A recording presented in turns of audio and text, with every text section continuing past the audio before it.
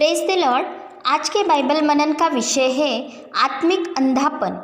प्रभु यीशु जब इस जगत में था तो उसकी बातें हर एक को समझ न आती थी, जिस कारण यहूदियों में भी फूट पड़ने लगी थी और उनमें से बहुतेरे कहने लगे कि उसमें दुष्टात्मा है, वो पागल है, उसकी क्यों सुनते हो। परंतु औरों ने कहा, ये बातें दुष्टात्मा ग्रसित की नहीं हो सकती। क्या दुष्टात्मा अंधों की आंखें खोल सकती है? बिल्कुल सही। मनुष्य की आंखें वो ही खोल सकता है जो उसका रचयिता है।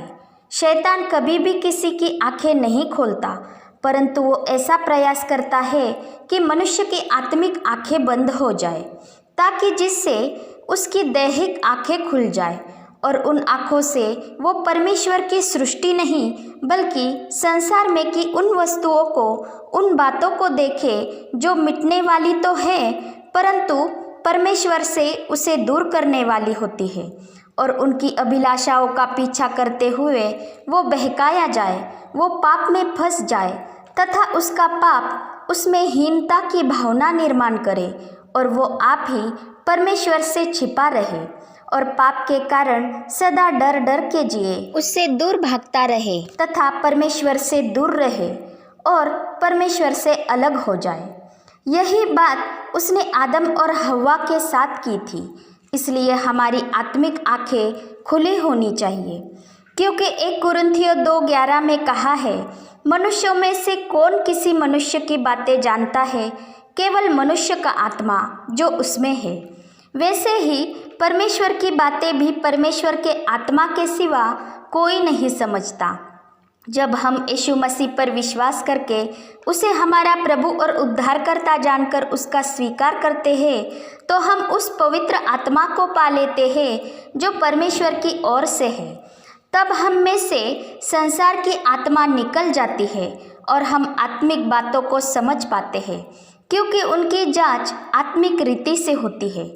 परंतु शारीरिक मनुष्य परमेश्वर के आत्मा की बातें ग्रहण नहीं करता, क्योंकि वे उसकी दृष्टि में मूर्खता की बात है और न वह उन्हें जान सकता है।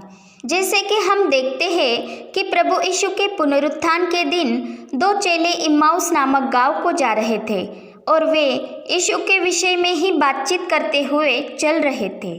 तो पुनरुत्थित यीशु आप ही उनके पास आकर उनके साथ हो लिया, परंतु उनकी आंखें ऐसी बंद कर दी गई थी कि वे उसे पहचान न सके, अर्थात उनकी आत्मिक आंखें बंद थी। इस कारण वे यीशु को पहचान न पाए तथा उसके विषय में वे सही पहचान न कर पा रहे थे, क्योंकि जब यीशु ने उनसे पूछा कि वे किसके विषय में बातचीत कर रहे हैं, तब उनमें से एक, जिसका नाम क्लियोपास था, उसने यीशु से कहा, यीशु नासरी सामर्थी भविष्यवक्ता था और महायाजकों और हमारे सरदारों ने उसे पकड़वा दिया कि उस पर मृत्यु की आज्ञा दी जाए और उसे क्रूस पर चढ़वाया। परंतु हमें आशा थी कि यही इस्राएल को छुटकारा देगा, और इस घटना को हुए आज 3रा दिन है। और हम में से कई स्त्रियों ने भी हमें आश्चर्य में डाल दिया है, जो भोर को कब्र पर गई थी। उन्होंने वहां पर यीशु की लौथ न पाई, परंतु उन्होंने स्वर्गदूतों का दर्शन पाया और कहा कि वह जीवित है, तथा हमारे साथियों में से एक ने भी ठीक वैसा ही पाया। वे 2 जन यीशु के चेले थे। उसकी बातों को वे हरदम सुनते होंगे, परंतु वे उन बातों को तब समझ न पाए थे। इसलिए यीशु ने उनकी बातों को सुनकर उनसे कठोर शब्द में कहा, हे निर्बुद्धियों और भविष्यवक्ताओं की सब बातों पर विश्वास करने में मंदमतियों, क्या अवश्य न था कि मसीह ये दुख उठाकर अपनी महिमा में प्रवेश करे? और तब यीशु ने मूसा से और भविष्यवक्ताओं से आरंभ करके सारे पवित्र शास्त्र में से अपने विषय में की बातों का अर्थ उन्हें समझा दिया। और जब वो उनके साथ भोजन करने बैठा तो उसने रोटी लेकर धन्यवाद किया और उसे तोड़कर उनको देने लगा।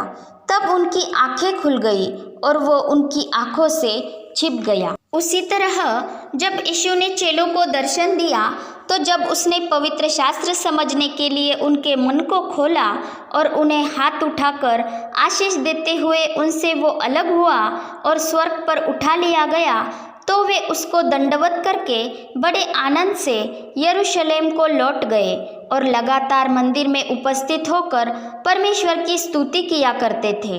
और पवित्र आत्मा पाने के बाद उन्होंने बड़े सामर्थ्य से मसीह यीशु का प्रचार किया, क्योंकि उनकी आत्मिक आंखें खुल गई थी। भजन संहिता 119:18 में कहा है, हे परमेश्वर, मेरी आंखें खोल दे कि मैं तेरे नियम ग्रंथ में की अद्भुत बातें देख सकूं।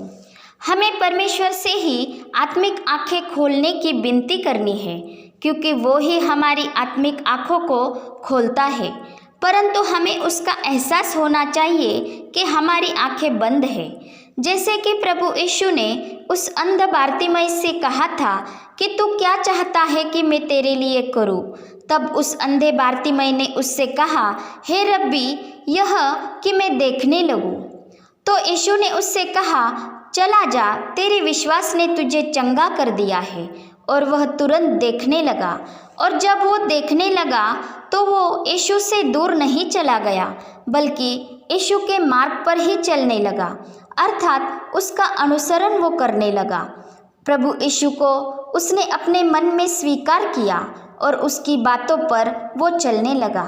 इस कारण उसका नाम उसकी पहचान के साथ दिया गया है, क्योंकि उसकी आत्मिक आंखें भी खुल गई थी। जब हम प्रभु यीशु मसीह को परमेश्वर का पुत्र जानकर उस पर विश्वास करते हुए चलते हैं, तो हम अंधे नहीं हैं, क्योंकि प्रभु यीशु ने हमारी आंखों को खोला है।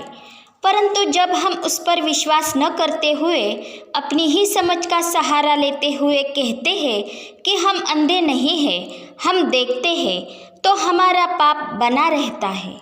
जैसे कि हम देखते हैं कि जब अरामी सेना ने रथों और घोड़ों समेत एलीशा नबी को पकड़ने के लिए एक दल भेजा था और उन्होंने उसके नगर को घेर लिया था, तब एलीशा का सेवक डर गया था।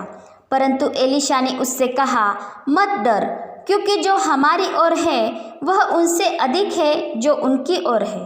तब एलीशा ने उस सेवक के लिए प्रार्थना की कि हे परमेश्वर, इसकी आंखें खोल दे कि यह देख सके। और जब परमेश्वर ने उसकी आंखें खोल दी तो उस सेवक ने देखा कि एलीशा के चारों ओर का पहाड़ अग्निमय घोड़ों और रथों से भरा हुआ है, और तब जाकर उसका डर चला गया। इसलिए पौलुस कहता है, हम आंखों से नहीं विश्वास से चलते हैं।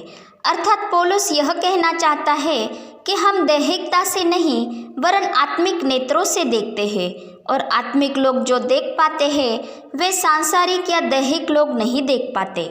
इस कारण कभी कभी उनका उपहास भी होता है। परंतु हम जानते हैं कि जब प्रभु यीशु मसीह का खुदा होकर भी उपहास हुआ, उसका धिक्कार हुआ, उससे बिना वजह नफरत की गई और वो नकारा गया, तो जब हम उसके अनुसार चलते हैं तो ये सारी बातें हमारे हिस्से में भी आ सकती है। प्रभु यीशु ने कहा है, यदि संसार तुमसे बैर रखता है तो तुम जानते हो कि उसने तुमसे पहले मुझसे भी बैर रखा। क्योंकि दैहिकता में चलने वाला मनुष्य परमेश्वर के आत्मा की बातें ग्रहण नहीं करता, परंतु आत्मिक जन सब कुछ जांचता है। इसलिए हमें पवित्र आत्मा के अनुसार ही चलना है, क्योंकि रोमियो 8:14 में कहा है, जितने लोग परमेश्वर के आत्मा के चलाए चलते हैं वे ही परमेश्वर की संतान हैं। क्योंकि इस संसार की बातों ने, इस संसार की वस्तुओं ने, जिन्हें अविश्वासी जन देवता की तरह पूजते हैं, उसने उनके मन अंधे कर दिए होते हैं, ताकि मसीह यीशु जो परमेश्वर का प्रतिरूप है, उसके तेजोमय सुसमाचार का प्रकाश उन पर न चमके।